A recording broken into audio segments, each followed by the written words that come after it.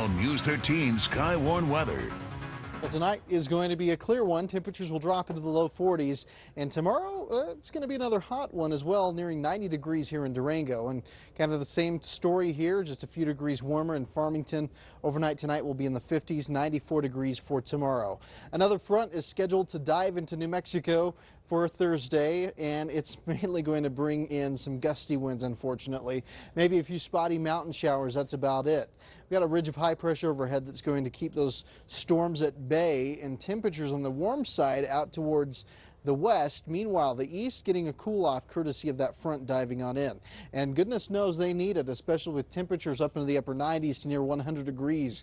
Meanwhile, we're in the 80s in Durango, 89 in Farmington, 90s down in Gallup. A few gusts out there anywhere from 20 to 25 miles per hour from Durango down to Farmington.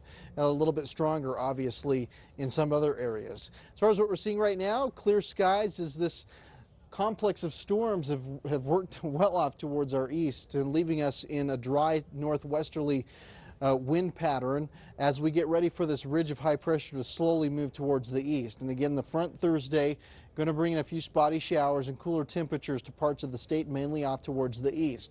Looking ahead, though, towards the weekend, this ridge moves overhead and will keep temperatures on the warmer side. Meanwhile, areas of Arizona and right up against the Texas, or rather the New Mexico and Arizona state line, where we could see the best chances for showers, and especially as we head into next week. So we'll keep a close watch on that as we get that monsoon flow back into the act. As far as what we're going to see tonight, not a whole lot. Matter of fact, as we head into Thursday evening, we're not going to see much. And Friday afternoon, maybe a little shower activity down to our south. That's where the monsoon is. It's going to take a little bit more than that to drag that moisture into the region. We're going to talk about the first freezes. The mountain communities are well on their way to seeing these temperatures plummet and down into the freezing mark. So, of course, these are the areas that have the shortest growing season. Chama, August 31st is generally when we see our first freeze. That is on average. Red River, Eagle Nest, Angel Fire, of course, a little bit closer than what we see towards the Chama area. Latest on Hurricane Bill, right now a Category 4, 135 mile per hour sustained winds, and it is barreling towards the Bahamas. It looks like it's going to make a northwesterly track and then work its way to the north and east and bypass most of the continental U.S., thank goodness. But that is the current 5-day track on Hurricane Bill.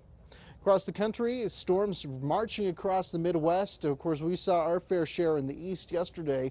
Right now, much of the west coast, though, very quiet, and that extends into the Rocky Mountains. Temperatures in the 80s up in Denver, 70s in Rapid City, 70s from San Francisco down to Los Angeles, and a hot one to our south, 100s from El Paso to South Texas. 90s to 80s tomorrow, depending on where you are. 85 in Los Alamos. We'll see 90s down around Gallup and Grant. 89 in Durango, staying on the cooler side, if you will, compared to what we've been dealing with. It looks like we'll see shower chances increasing by the weekend and heading into next week. Farmington, mid-90s for tomorrow and Friday. Partly sunny on Saturday, a chance of showers.